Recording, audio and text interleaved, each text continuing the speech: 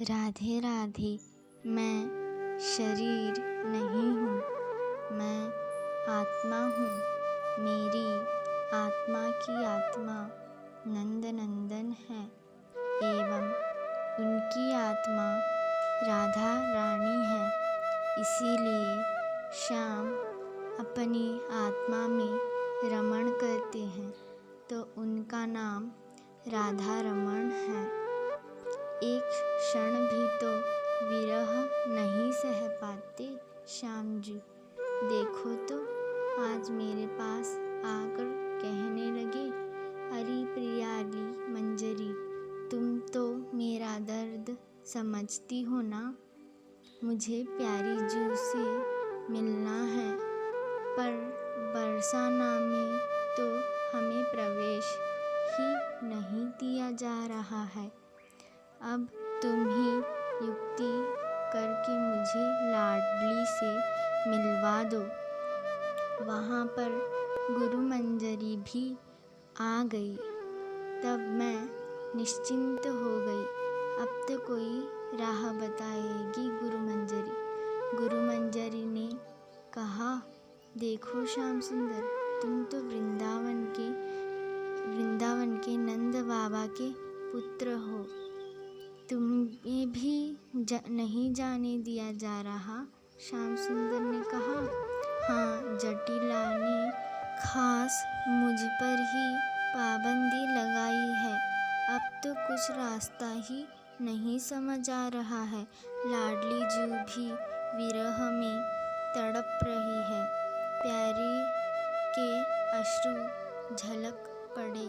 गुरु मंजरी ने कहा, अरे ब्रह्म श्याम सुंदर को भी प्रेम में रोना पड़ा। बलिहारी तुम्हारे प्रेम की प्यारे जू।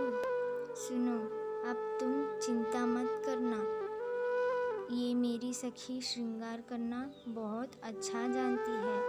ये तुम्हें सखी भेष में सजा कर के लाडली जू से मिलवाएगी। अरे सखी सुनो, तुम इसे मथुरा के पेड़े बेचने वाली बनाना और बरसाना ले जाना। बरसाने में पेड़े वो भी मथुरा के तो राधा रानी के महल में जाते ही है, तो राधा रानी को भी मैं बता दूंगी। वो भी ललितादि के संग पेड़े लेने आ जाएगी।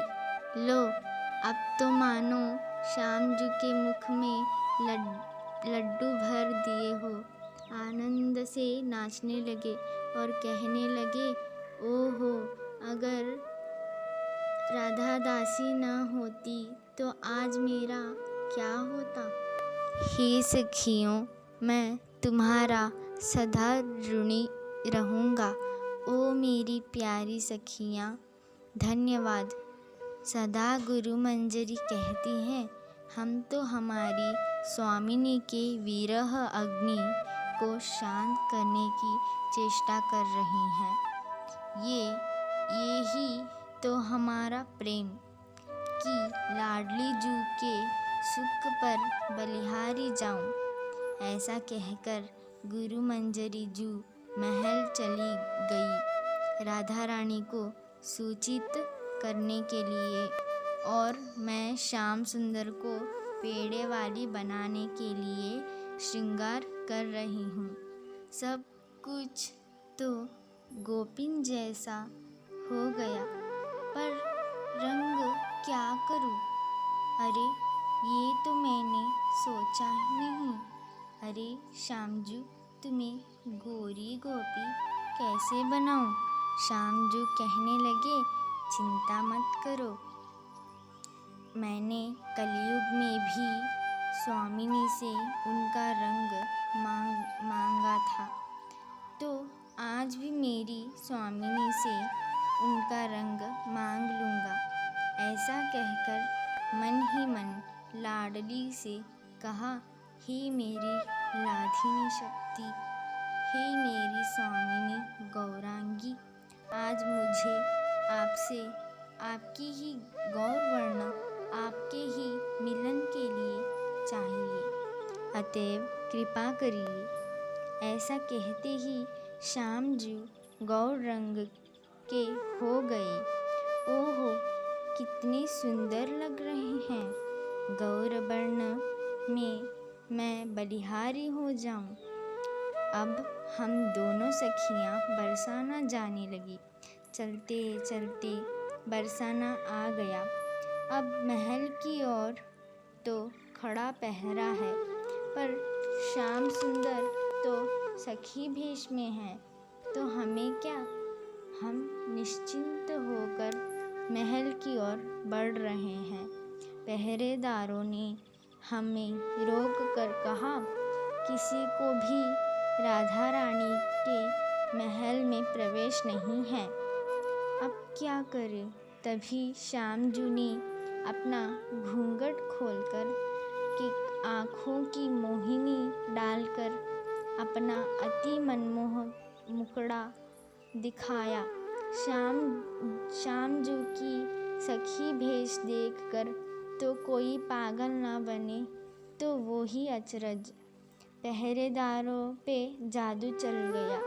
वे कहने लगे, ठीक है, तुम सुंदर स्त्री हो, बंदी तो कृष्णा के लिए थी। तुम जाओ, राधा रानी को भी मथुरा के पेड़े बहुत पसंद है। अरे ये क्या, हमें महल के भीतर जाने का मौका मिल गया। हम अब निज महल में पहुंच गए।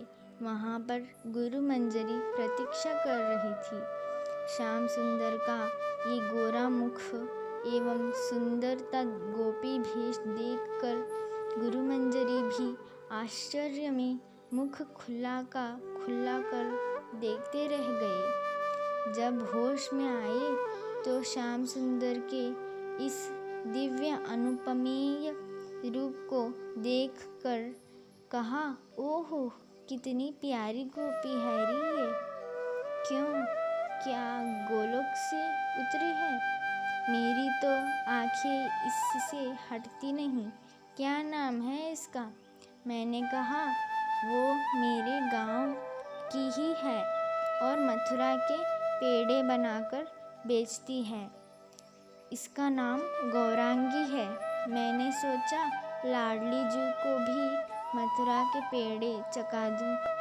ललिता देवी भी सभी सखियां श्याम सुंदर को देखते रह गई। अवाक से मेरी बातें सुन रहे हैं। उतने में मेरी प्यारी जू के पायल के नूपुर धुनी सुनाई दी। गुरु मंजरी ने कहा, सखी, तुझसे तो मैं कई दिनों बाद मिली हूँ, तो तुम मेरे साथ चल और इस पेड़े वाली को बगीचे में भेज दे। वहाँ है हमारी प्यारी जू। ऐसा कहकर के मैं गुरु मंजरी के साथ चली गई और प्यारी के बगीचे में उनसे मिलने के लिए फिर हम सब सखी मिलकर महल से बगीचे में झांक कर मिलन का रस लूट रहे हैं। देखो तो कैसे कमर लचक कर चल रही है ये गोपी। श्यामा तो विरह में पुष्पलता से लिपट कर रो रही है। तभी इस गोपी ने पायल की आवाज़ की कि पलट करके राधा रानी मुझे देखी, पर विरह में प्यारी जू का ध्यान ही नहीं गया। तब प्यारे ने अपनी छुपाई हुई मुरली निकालकर मुरली से कहा, आज तुम्हें सिर्फ राधा रानी एवं राधिका की सखियों को ही सुनाना है प्रेम की धुन। ऐसा कहते ही मुरली से ऐसी ध्वनि निकली कि आज तक हमने ऐसी आवाज़ नहीं सुनी। राधा रानी झट से पलटी और श्याम जू को पहचान गई और भाग करके लिपट गई। विरह अग्नि को शांत किया।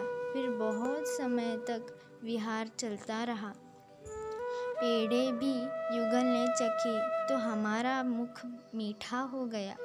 ओहो, मिलन की यह बेला कभी ना पूरी हो। यूं ही मिलते रहो पिय प्यारी, नित नव रस बरसाने वारी। बलिहारी बलिहारी तिहारी, धन्य भाग्य हम